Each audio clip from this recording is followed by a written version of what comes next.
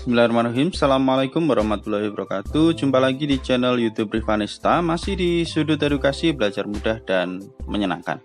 Bagaimana kabar adik sekalian hari ini? Semoga selalu dalam kondisi sehat ya, karena dengan keadaan yang sehat kita bisa melakukan berbagai kegiatan yang kita sukai, dan dengan keadaan yang sehat pula kita bisa belajar bersama untuk membahas soal-soal dari buku penilaian Bu Pena untuk SD atau MI kelas 3 ya, di jilid 3C ya. Masih di tema 5 tentang cuaca, tetapi kita sudah sampai di akhir tema 5, yaitu latihan soal subtema 4 ya. Oke, langsung saja kita ke latihan soal subtema 4. Ini di halaman 95 ya. Jadi ini ada muatan pelajaran bahasa Indonesia, matematika, kemudian ada SPDP dan juga PPKN ya. Oke, langsung saja kita mulai ke muatan pelajaran yang pertama, yaitu Bahasa Indonesia KD 3.3 ya. Nomor 1, posisi Indonesia secara geografis terletak pada garis titik-titik bumi sehingga disinari matahari sepanjang tahun. Nah, posisi Indonesia itu terletak pada garis khatulistiwa ya. Jadi secara geografis terletak pada garis khatulistiwa bumi ya. Di sini sudah saya tuliskan ya. Untuk yang nomor 1 jawabannya adalah khatulistiwa. Sehingga Indonesia itu memiliki 2 musim ya, yaitu musim hujan dan musim kemarau ya. Iklimnya juga tropis yang memiliki 2 musim. Oke, kita langsung ke nomor 2. Cuaca pagi ini tampak cerah. Makna kata cuaca pada kalimat di atas adalah, makna dari kata cuaca, di Ayo Berlatih kemarin sudah kita bahas berkali-kali ya, ada cuaca, ada juga iklim. Nah, cuaca adalah kondisi udara yang terjadi dalam waktu relatif singkat dan di wilayah terbatas, itu cuaca. Kalau iklim itu waktunya relatif lama ya. Jadi kalau cuaca itu kondisi udara yang terjadi dalam waktu relatif singkat dan di wilayah terbatas. Itu untuk nomor 2. Kita lanjutkan ke soal nomor 3. Tulislah satu kalimat efektif dengan kata iklim. Nah, diminta membuat satu kalimat dengan kata iklim ya. Ini jawabannya. Indonesia merupakan negara yang beriklim tropis. Nah, itu jawabannya, satu kalimat dengan menggunakan kata iklim. Indonesia merupakan negara yang beriklim tropis. Kita lanjutkan ke soal berikutnya ya. Untuk nomor 4 dan 5 kita diminta untuk membaca percakapan antara Tony dan Ibu. Oke, kita baca. Tony, hari ini cuaca sangat cerah ya Bu. Ibu, betul nak, langit tampak terang dan tidak berawan. Dan Tony pun dapat merasakan langsung hangatnya sinar matahari. Ya, cuaca cerah ini tentu membuat kita lebih bersemangat. Setuju. Yang akan Ibu lakukan pagi ini apa yang akan Ibu lakukan pagi ini? Dan Ibu menjawab, Ibu akan menjemur pakaian, kemudian merapikan rak buku. Maukah kamu membantu Ibu? Kemudian Tony menjawab, tentu saja. Mari Tony bantu Bu. Mari Tony bantu Bu. Ya, gitu ya. Oke, soal nomor 4. Bagaimana kondisi cuaca pada percakapan di atas? Ya, cuacanya tadi adalah sangat cerah ya, cuaca pagi itu. Nah, ini saya tuliskan untuk yang nomor 4 jawabannya adalah sangat cerah.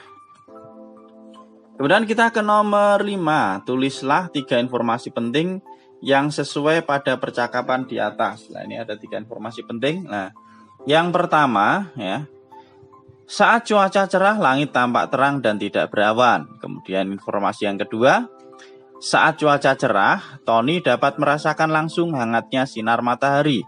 Kemudian informasi yang ketiga, saat cuaca cerah Ibu dapat menjemur pakaian. Nah, ini adalah 3 informasi penting yang dapat kita ambil dari percakapan atau dialog antara Tony dan juga ibunya.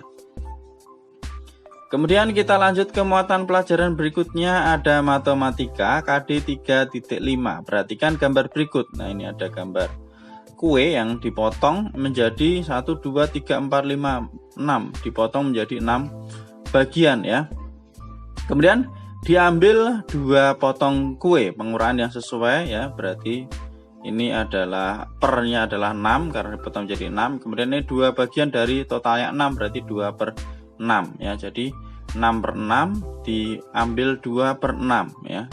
Kita lihat 6/6 dikurangi 2/6. Nah, ini yang B ya. Hasilnya atau sisanya adalah 4/6. Ini jawabannya yang paling tepat adalah yang B.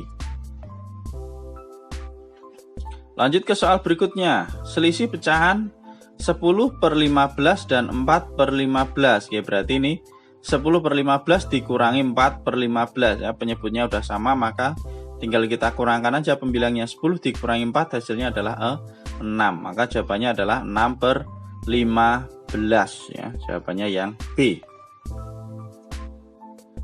Lanjut ke soal berikutnya ya, masih matematika di soal nomor 3 di sini ya.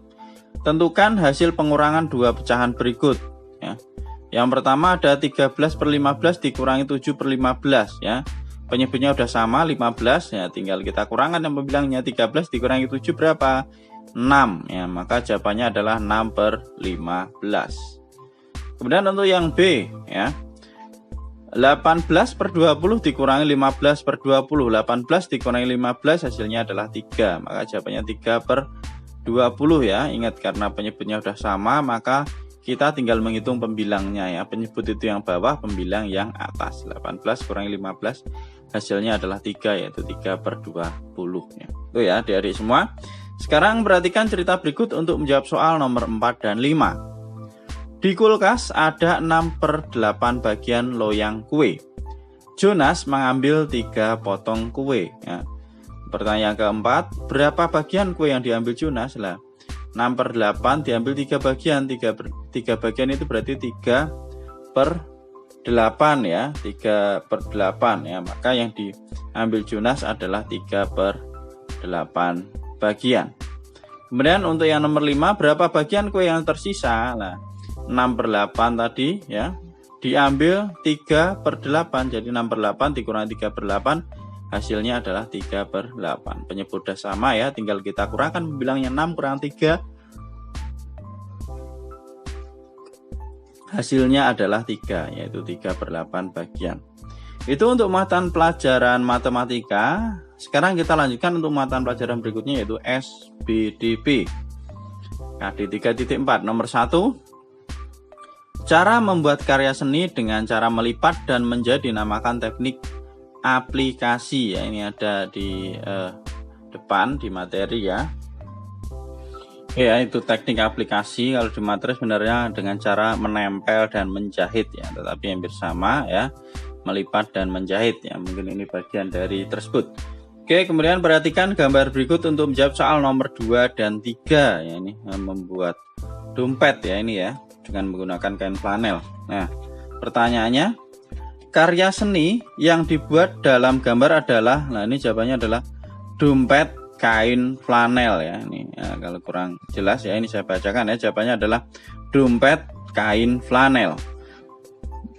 Lanjut ke nomor 3, karya seni tersebut dibuat dengan teknik menjahit. Jawabannya adalah tusuk Feston ya, teknik menjahit tusuk Feston. Itu ada di materi di depan ya adik-adik semua. Kemudian nomor 4, tulislah 3 karya seni yang dapat dibuat dengan menggunakan teknik menjahit tusuk Feston pada kain flanel. Ada dompet ya, seperti ini ya, menggunakan teknik menjahit tusuk Feston ya dengan kain flanel. Kemudian ada juga bros sederhana. Kemudian ada juga tempat pensil dari kain ya.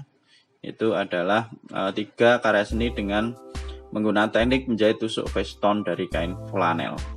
Oke, kita lanjutkan muatan pelajaran berikutnya. Ada PPKN KD 3.4. Nomor 1, tulislah 3 keberagaman yang dapat kamu temukan di sekolah.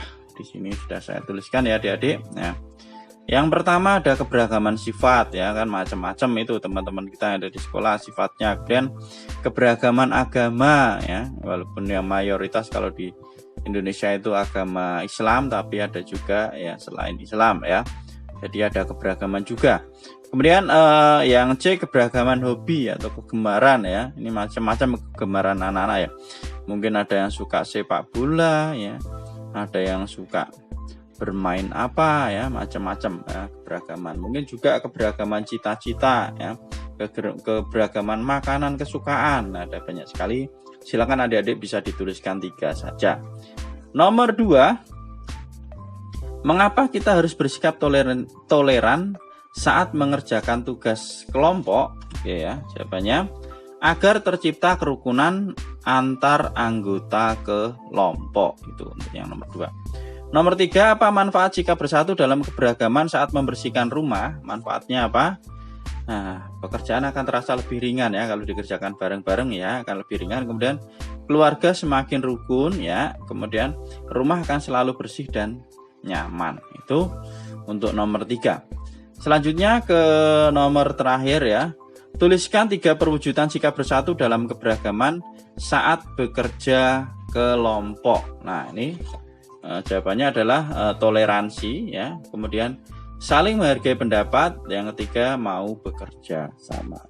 Ya adik-adik semua, penjelasan tentang latihan soal subtema 4 ya. Berarti untuk tema 5 ya, untuk tema 5 berarti sudah kita bahas semua ya. Nanti kita akan ketemu lagi di video tema 6 ya, dimulai dari ayo berlatih ya, sama ayo berlatih subtema 1 sampai dengan subtema 4 dan juga latihan soalnya ya. Terima kasih sudah meluangkan waktu untuk belajar bersama. Mohon maaf apabila ada kekurangan dalam penjelasan. Silahkan pertanyaan atau saran bisa dituliskan di kolom komentar ya. Dan yang masih ketinggalan pembahasan video-video sebelumnya bisa dicek di playlist ya adik-adik semua. Nah, sekali lagi terima kasih dan mohon maaf. Saya akhiri. Assalamualaikum warahmatullahi wabarakatuh.